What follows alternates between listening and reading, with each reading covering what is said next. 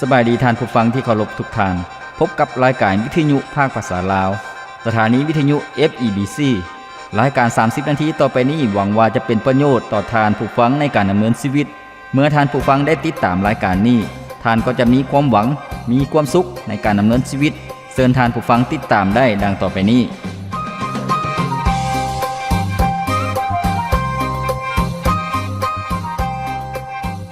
พระคำของพระเจ้าได้กล่าวไว้ว่าผู้ที่เฮ็ดดีย่อมมีคนนับถือและหวังใจเชื่อแต่ผู้ที่เฮ็ดชั่วพาตัวสูญเสียไปพระธรรมสุภาษิตบทที่14ข้อที่22สุขสบายดีพ่อแม่พี่น้องท่านผู้ฟังที่เคารพรักทุกท่านพบกันอีกเช่นเคยกับรายการชีวิตนี้ยังมีความหวังข้าพเจ้าพรประเสริฐผู้ดำเนินรายการยินดีต้อนรับท่านผู้ฟังเข้าสู่รายการของพวกเราซึ่งรายการของพวกเราเป็นรายการที่หนุนใจให้กำลังใจท่านผู้ฟังชีวิตของพวกเรานั้นยังมีความหวังชีวิตของพวกเรานั้นบ่ได้หมดหนทางชีวิตของพวกเรานั้นยังต้องก้าวเดินต่อไป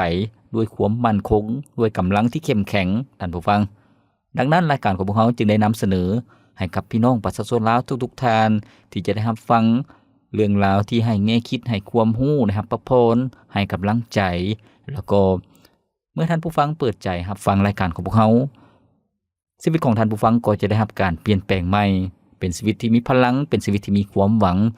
เป็นชีวิตที่มีความสุขและประสบผลสำเร็จท่านผู้ฟังที่เคารพในมื้อนี้เองข้าพเจ้าอยากนำท่านผู้ฟังมาประพรน้ำกันในหัวข้อที่บอกว่าคำเว้าที่อ่อนหวานเปลี่ยนแปลงสถานการณ์ได้ท่านผู้ฟังแม่นแล้วเมื่อสถานการณ์มีความขัดแย้งสถานการณ์มีความเข็งตึงสถานการณ์มีความสับสนวุ่นวายหรือว่ามีความใจร้ายเครียดแค้นซึ่งกันและกันหากพวกเราอยากแก้ไขสถานการณ์ที่รุนแรงให้พวกเราใช้คำเว้าที่สุภาพอ่อนหวานท่านผู้ฟังเพราะว่าคำเว้าที่สุภาพอ่อนหวานนั่น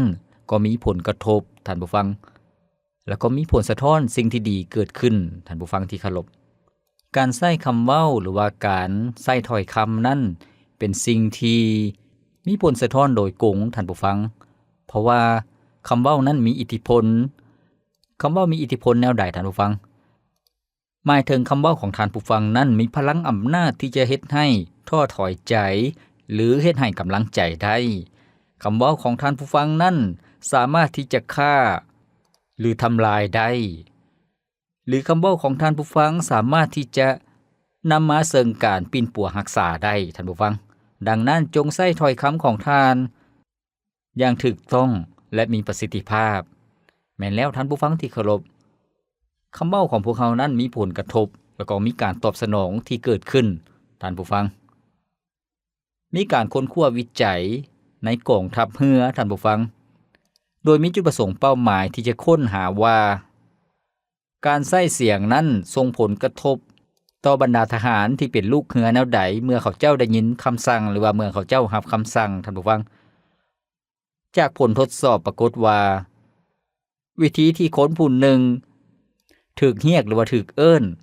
เป็นตัวกำหนดการตอบสนองของพวกเขาอย่างชัดเจนท่านผู้ฟังหมายความว่าพวกเขาเอิ้นแนวใดเขาเจ้าก็ตอบสนองแนวนั้นยกตัวอย่างเช่นเมื่อทหารเรือคนหนึ่งได้รับคำสั่งด้วยเสียงที่แบบเรียบง่ายเสียงที่ค่อยๆทหารเรือคนนั้นก็จะตอบขึ้นมาด้วยเสียงแบบเดียวกันท่านผู้ฟังแต่กงกันข้ามหากมีการเอิ้นใส่หรือว่าแขกห้องใส่เสียงดัง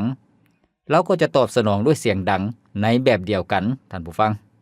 หมายถึงเมื่อพวกเขาเอิ้นคนใดคนหนึ่งให้เขาเจ้ารับคำสั่งเอิ้นด้วยเสียงค่อยๆเขาเจ้าก็ตอบสนองด้วยเสียงค่อยๆแต่ว่าหากเอิ้นด้วยเสียงดังเสียงที่เข้มแข็งเขาเจ้าก็จะตอบด้วยความเข้มแข็งแล้วก็การทดสอบนั้นก็จะมีผลแบบเดียวกันนี่เสมอบ่ว่าจะเป็นการสื่อสารต่อหน้าท่านผู้ฟังหรือว่าการสื่อสารผ่านทางโทรโข่งหรือว่าผ่านทางโทรศัพท์ก็จะมีการตอบสนองแบบเดียวกันนี่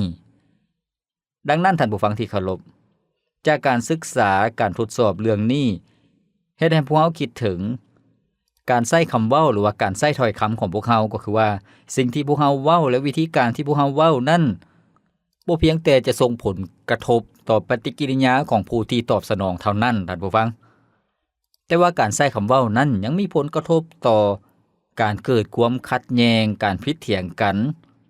การอึกกระทึกกันอย่างดุเดือดหรือว่าจะเกิดความสงบสุขมีความผ่อนคลายอีกด้วยท่านผู้ฟังดังนั้นพวกเราต้องหลีกเว้นการพิดเถียงกันและกันแล้วก็เปลี่ยนสถานการณ์ที่เข่งตึงนั้นให้กลับกลายเป็นสถานการณ์ที่สงบสุขผ่อนคลายถ้าพวกเราปฏิบัติตามพระคำของพระเจ้าซึ่งพวกเราจะรับฟังนำกันท่านผู้ฟังซึ่งสอดคล้องกับหัวข้อที่พวกเรากำลังจะรับฟังในมื้อนี้ก็คือว่าให้พวกเราใช้คำเว้าที่อ่อนหวานท่านผู้ฟังการใช้คำเว้าที่อ่อนหวานนั้นก็สามารถเปลี่ยนแปลงสถานการณ์ได้ท่านผู้ฟังก่อนที่พวกเราจะเรียนรู้และรับพรในหัวข้อนี้เกี่ยวกับการใช้คำเว้าการใช้ถ้อยคำที่ถูกต้องที่เหมาะสมนั้นให้พวกเราพักฟังเพลงจากรายการของเราก่อนจัก1เสียงเพลงแล้วพวกเราจะมารับฟังนำกันเสิร์มาลาเลงยินดีสลองพระเยซูด้วยความยินดีองค์พระเยซูผู้ทรงหาเขาประทานชีวิตเขาจึงเป็นเสียงยินดีต่อองค์และสาด้วยเพลงสาดุรีถวายสรรเสริญพระผู้ทรงแสนดีนมัสการวันนี้เขาจึง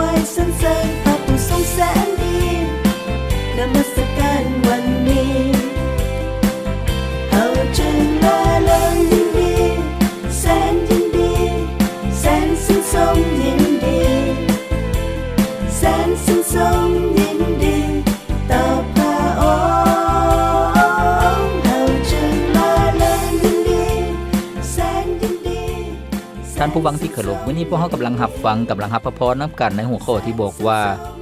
จงใช้คำเว้าที่อ่อนหวานเพื่อเปลี่ยนแปลงสถานการณ์ท่านผู้ฟังคำเว้าที่อ่อนหวานนั้นสามารถเปลี่ยนแปลงสถานการณ์ได้ท่านผู้ฟังที่เคารพการใช้คำเว้านั้นมีอิทธิพลหรือว่ามีอำนาจพวกเราเว้าแนวใดผลกระทบก็จะแนวนั้นหากพวกเราเว้าเสียงที่แข็งกระด้างเสียงที่ดังการตอบสนองก็จะดังกลับคืนมาแต่กงกันข้ามหากพวกเฮาเว้าเสียงที่สุภาพอ่อนหวานพวกเฮาก็จะได้รับผลตอบสนองก็คือว่ามีเสียงที่สุภาพอ่อนหวานกลับคืนมาเช่นเดียวกันบ่เพียงแต่เท่านั้นท่านผู้ฟังที่เคารพเมื่อพวกเฮาฮู้ว่าคำเว้านั้นมีผลกระทบหรือว่ามีผลสะท้อนต่อสิ่งที่ได้ยินได้ฟังเท่านั้นต่อผู้ที่ได้ยินได้ฟังเท่านั้นพวกเฮาก็ต้องรู้จักวิธีการหรือว่าเคล็ดลับที่จะรับมือกับความขัดแย้งหรือว่าความเข็งตึงท่านผู้ฟังหากมีคนเว้ากับพวกเฮาด้วยเสียงที่หุนแฮงเสียงที่แข็งกระด้างให้พวกเฮาตอบกลับคืนด้วยความสุภาพอ่อนหวานด้วยความสงบเสงี่ยมแล้วก็ด้วยความรักท่านผู้ฟังเพราะว่าคำตอบที่สุภาพอ่อนหวานนั้นจะเปลี่ยนแปลงสถานการณ์ให้ดีขึ้นแล้วก็จะรักษาความสัมพันธ์ของพวกเฮากับคนอื่นนั้นให้แน่นแฟ้นขึ้นท่านผู้ฟังบ่มีผู้ใดได้รับบาดเจ็บบ่มีผู้ใดต้องเจ็บซ้ำน้ำใจบ่มีผู้ใดต้องขมขื่นหรือว่าเครียดแค้นแม่นแล้วท่านผู้ฟังที่เคารพคำเว้าของพวกเฮานั้นมีอำนาจขนาดใดดังที่พวกเฮาได้รับฟังตั้งแต่ตอนต้นก็คือว่ามีอำนาจที่จะทำลายได้แล้วก็มีอำนาจที่จะก่อสร้างหรือว่าเสริมสร้างขึ้นมาได้มีอำนาจที่จะฆ่าหรือว่าสร้างความขมขื่นได้แล้วก็มีอำนาจที่จะส่งผลสะท้อนให้การปิ่นปัวรักษาเกิดขึ้นได้ดังนั้นให้พวกเฮาใช้ถ้อยคำอย่างถูกต้องแล้วก็มีประสิทธิภาพมีเหตุมีผลท่านผู้ฟังขอบพระคุณพระเจ้าพระคำของพระเจ้าที่พวกเฮาจะรับพรนำกันในมื้อนี้ปรากฏอยู่ในพระธรรมสุภาษิตบทที่15ท่านผู้ฟังข้อที่1ถึงข้อที่7 ซึ่งพวกเขาสามารถถอดถอนบทเรียนแล้วก็เอามาประยุกต์ใช้ในชีวิตของพวกเขาได้พระคิดธรรมคัมภีร์ก็เป็นถ้อยคำของพระเจ้าท่านผู้ฟังซึ่งได้บันทึกไว้ให้พวกเขาได้เรียนรู้ให้พวกเขาได้ศึกษาซึ่งเป็นถ้อยคำที่มีคุณค่าพระคิดธรรมคัมภีร์นั้นเป็นความจริงท่านผู้ฟังสามารถปรับปรุงเปลี่ยนแปลงชีวิตของพวกเขาแล้วก็ให้สติปัญญาในชีวิตของคนเฮาได้ท่านผู้ฟังดังนั้นทุกครั้งที่พวกเฮาฟังพระคิดธรรมคัมภีร์ทุกๆครั้งที่พวกเฮาอ่านพระคิดธรรมคัมภีร์ให้พวกเฮาตั้งใจที่จะให้พระคำของพระเจ้านั้น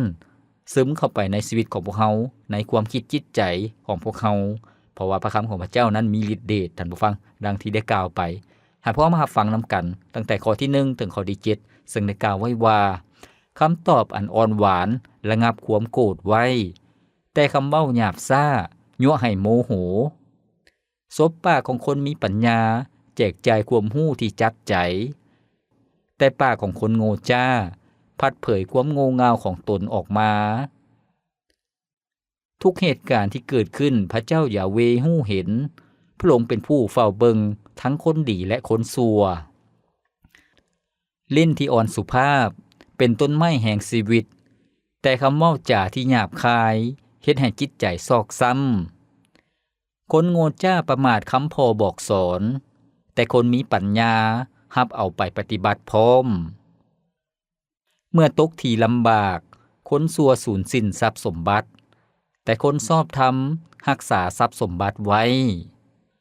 ซบปากของคนมีปัญญากระจายความรู้แต่คนโง่จ้าบ่เป็นเช่นนั้นแม้แล้วท่านผู้ฟังที่เคารพนี้ก็คือเนื้อในที่พระคิดธรรมคัมภีร์ได้บันทึกไว้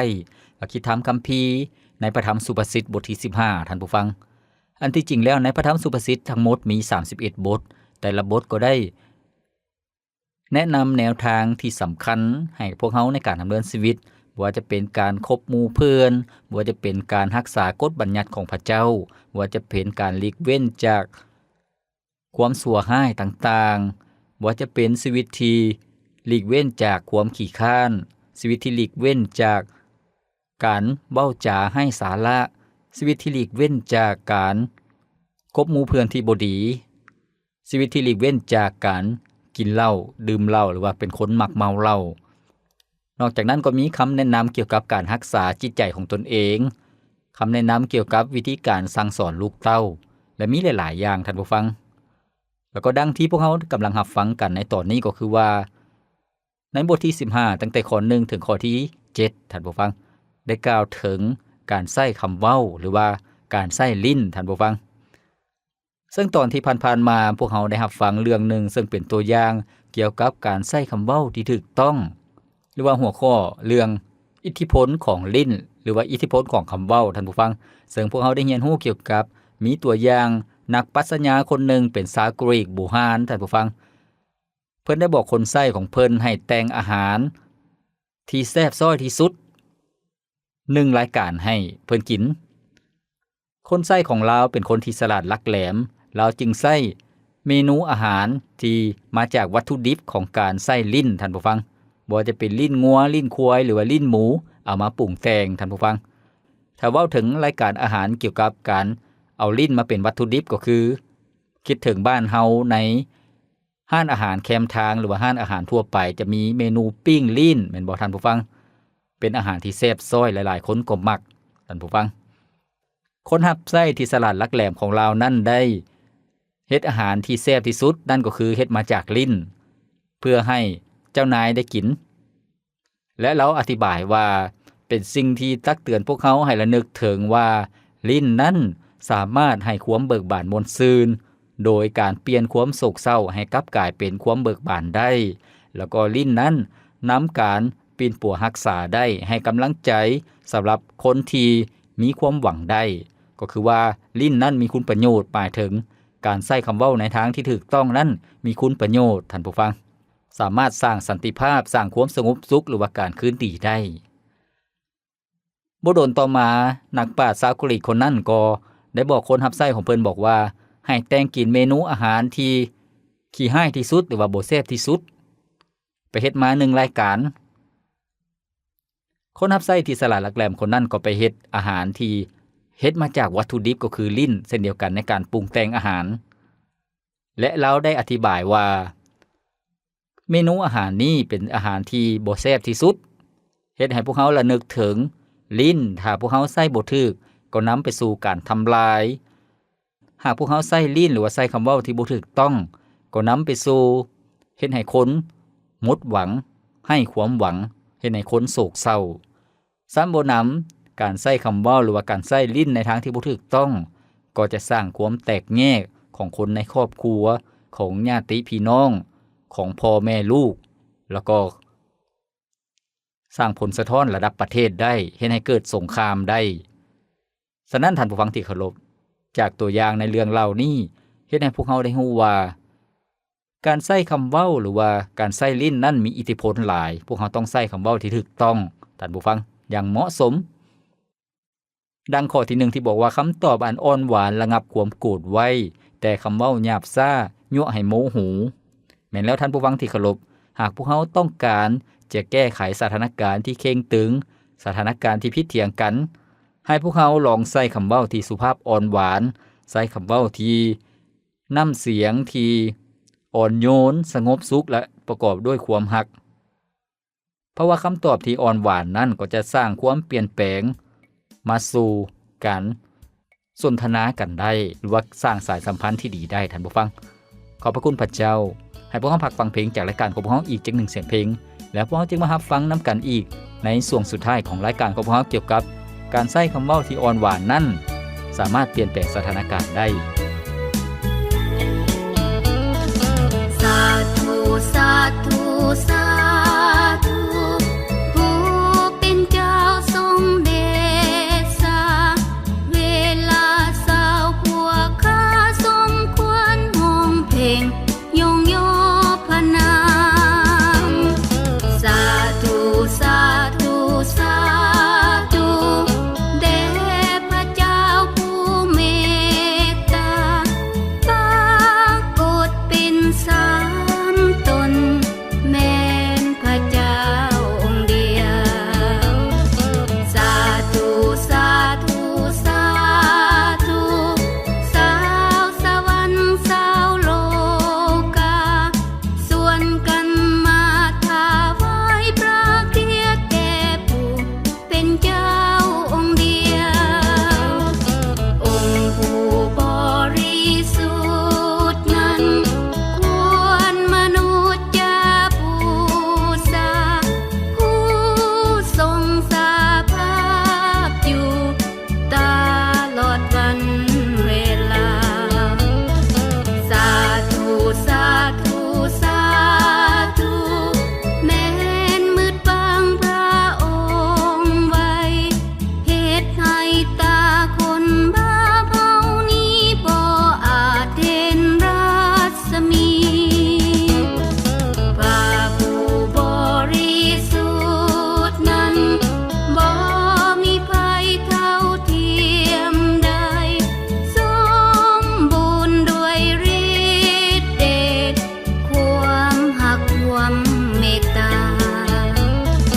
สาธุสาธุสาธุผู้เป็นเจ้าทรงฤทธาราชกิจพระองค์สำแดงอำนาจให้จักรวาลสาธุสาธุท่านผู้ฟังที่เคารพมื้อนี้พวกเรากำลังรับพระพรนำกันกำลังรับฟังนำกันในหัวข้อที่บอกว่าคำเว้าที่สุภาพอ่อนหวานสามารถเปลี่ยนแปลงสถานการณ์ได้แม้แล้วท่านผู้ฟังที่เคารพหากพวกเราเว้าเสียงดังเสียงแข็งการตอบสนองกลับคืนมาก็จะมีผลเส้นเดียวกันท่านผู้ฟังบ่ต่างหยังกับที่พวกเราแกว่งก้อนหินใส่กระฟุ้ยหรือว่าใส่เหล็กยิ่งพวกเราแกว่งแรงเท่าใดเหล็กก็จะเสียงดังเท่านั้นยิ่งพวกเราเคาะเหล็กเคาะแรงเท่าใดมันก็ยิ่งเสียงดังเท่านั้นเส้นเดียวกันท่านผู้ฟังที่เคารพเมื่อมีการสนทนาการที่เข่งตึงหรือว่ามีคำเว้าที่หุนแฮงคำเว้าที่แข็งกระด้างเสียงดังหากพวกเราตอบเสียงดังบรรยากาศก็จะยิ่งหุนแฮงขึ้นเรื่อยๆดังนั้นให้พวกเราตอบด้วยเสียงที่อ่อนสุภาพท่านผู้ฟังคำเว้าที่อ่อนสุภาพนั้นเป็นสิ่งที่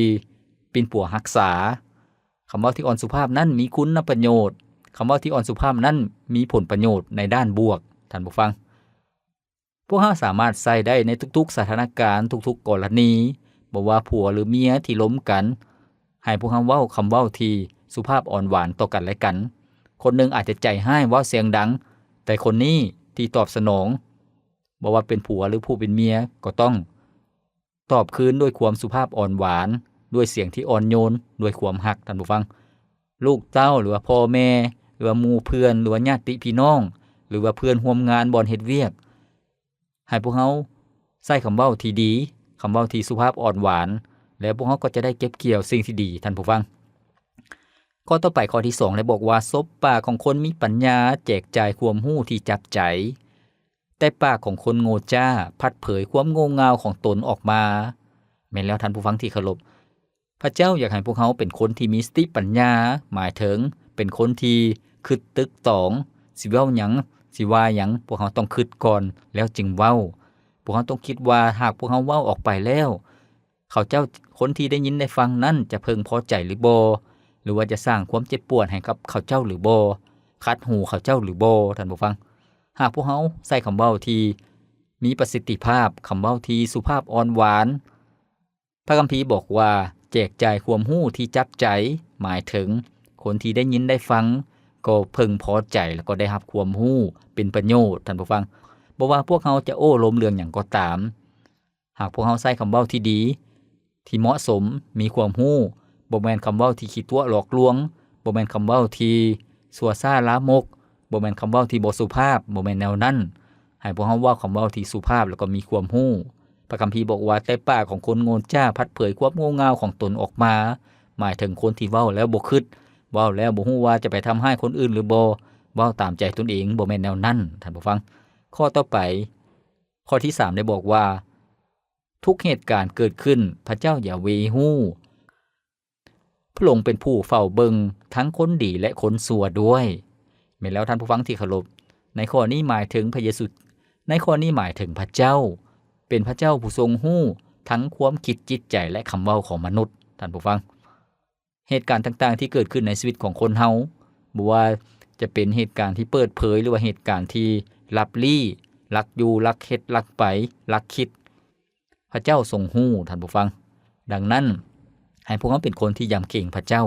และให้เกียรติพระเจ้าจะเว้าหยังจะเฮ็ดหยังให้พวกเราที่จะเพิ่งพาพระเจ้าแล้วก็ให้พวกเราหลีกเว้นจากสิ่งชั่วร้ายบ่ต้องเฮ็ดความบาปบ่ต้องเฮ็ดสิ่งที่บ่ถูกต้องข้อต่อไปข้อที่4ได้บอกว่า